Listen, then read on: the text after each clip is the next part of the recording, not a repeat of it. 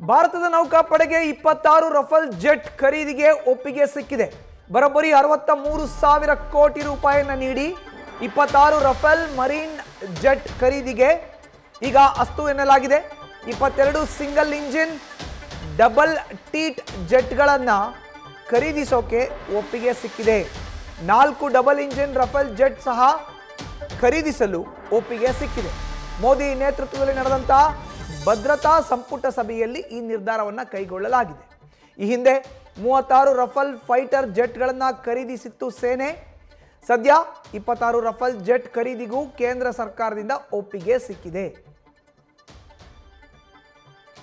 22 single engine double ಟೀಟ್ ಜೆಟ್ಗಳ ಖರೀದಿ, 4 double engine Rafale jet ಸಹ ಖರೀದಿಗೆ ಭದ್ರತಾ ರಕ್ಷಣೆಯ ಸಂಪುಟ ಸಭೆಯಲ್ಲಿ ನಿರ್ಧಾರವನ್ನು ಕೈಗೊಳ್ಳಲಾಗಿದೆ.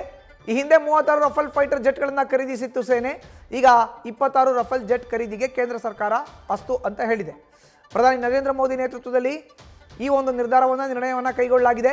26 ರಫೇಲ್ ಜೆಟ್ ಖರೀದಿಗೆ ಈಗ ಒಪ್ಪಿಗೆಯನ್ನು ಸೂಚಿಸಲಾಗಿದೆ.